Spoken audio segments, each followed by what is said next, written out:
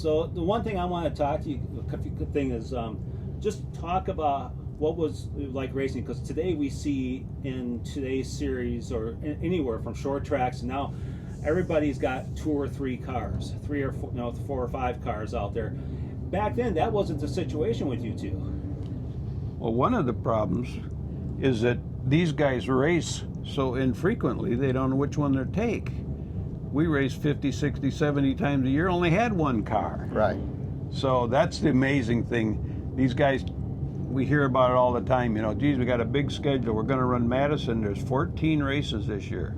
We had 14 races on Labor Day weekend, didn't we? So.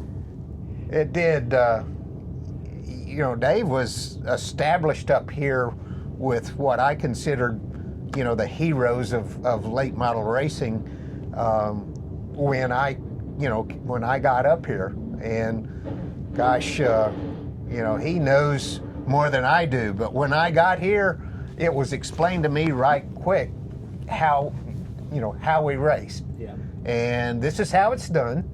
And everyone respects that. And there were no problems. I don't remember ever having any problems. I don't remember ever getting a tire mark given or taken from Dave or from Joe Shear or Tom Reffner or Larry Degens. All these guys, Mike Miller, I never remember a scratch ever. I raced a lot with Trickle, and once or twice we did, a little bit of rubbing because it was pretty intense a time or two, but we never had problem. We never tore stuff up. And to see these cars get tore up after the race is over is really a crime. Yeah. It's one thing to tear your car up racing. It's another thing to tear it up after the race is over. What were some of the things specifically they told you about this is how we race here? Because we didn't tell him anything. Pretty much. No, it's just he's a pretty quick learner, and that's the way we race. And it didn't take him any time at all to figure out this is how we race.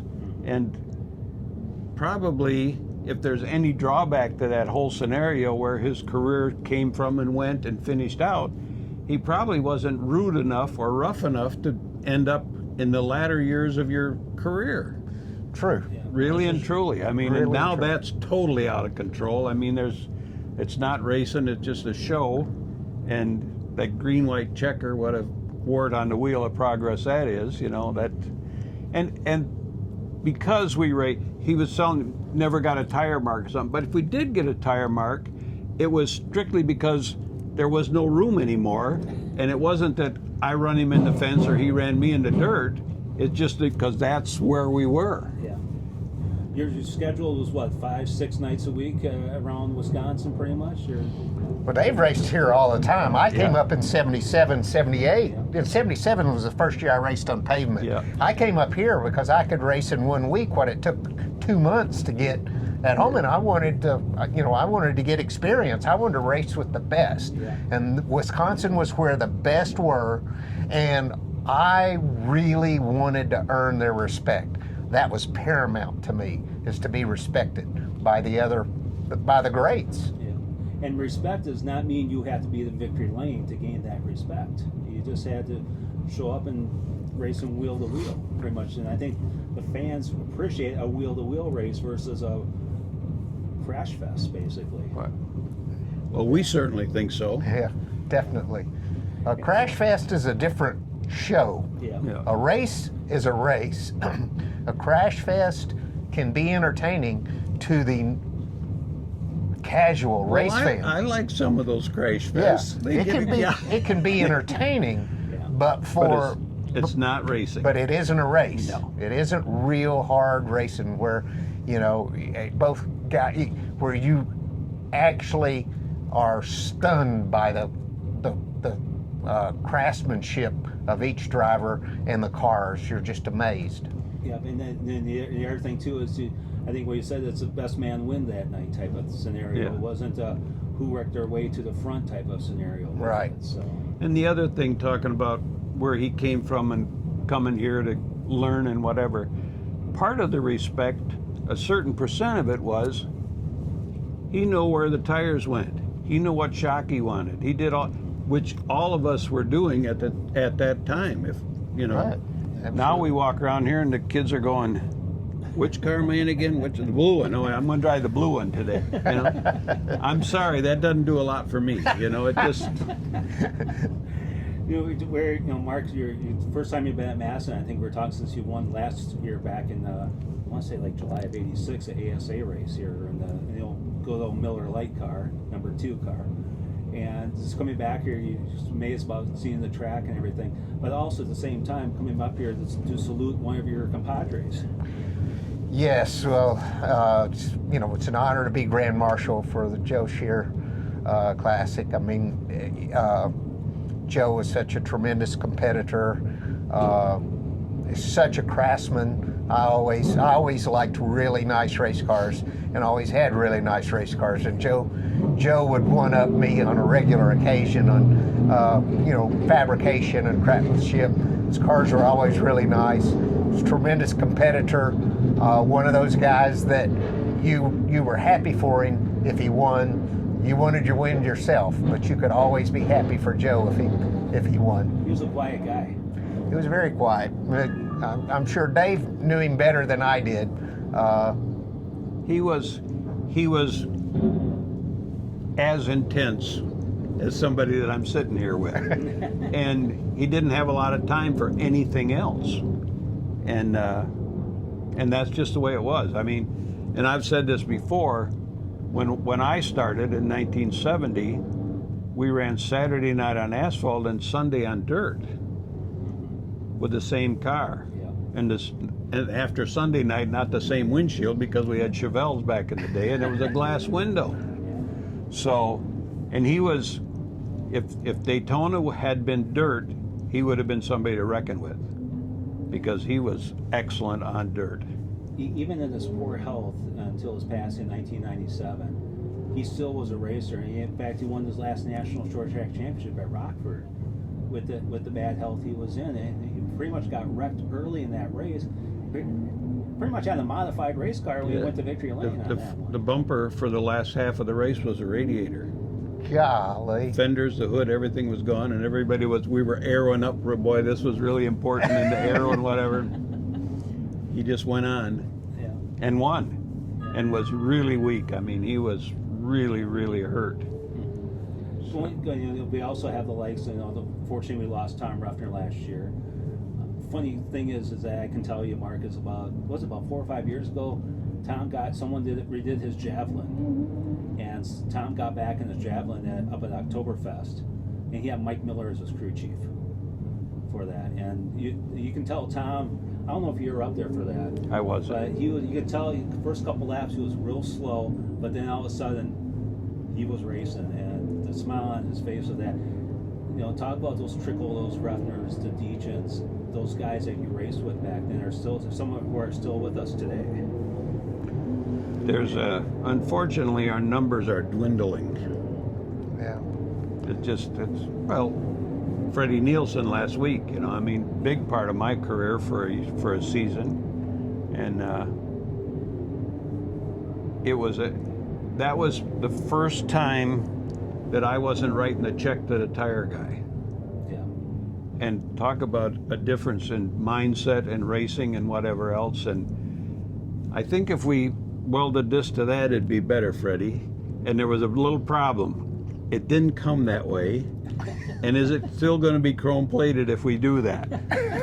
So, but we did, and it worked really well. And I mean, from back in his modified days, I mean, he had the nicest modifieds, and from Johnny Reimer and Whitey Harris, and I mean, he had the stars all for his entire career. So, yeah, I went to Freddie's one time and spent the night with him at his place and talked about coming to drive for him somewhere in the late 70s, early 80s, late 70s, I think it was. And we talked serious about it, but things didn't work out. Yeah. You kind of, in your latter part of your driving career, became like a scout for Jack Roush, and you happen to find a young kid that raced at this track and raced up at a con named Matt Kenseth. what drew you to him? Was it because of you were kind of knew him from back in the later part of the Arco days, or what attracted you to him to say, Jack, you need to take a look at this guy? Two things. Number one, I saw where he was winning races up here, and I also saw he was winning races in different cars. That meant that he wasn't working with Howie Leto all the time. You know, wasn't working with the best guy up here. That meant he knew how to make his cars go fast. That's what that told me. And then the second thing is I met him for the first time at Talladega for a bush race, and we sat and talked after the driver's meeting for about 30, 45 minutes, and then I went straight to Jack and I said, you have to sign him right now. I know you don't have anything for him to drive, but you got to sign him. And Jack, for once, listened to me. He did it.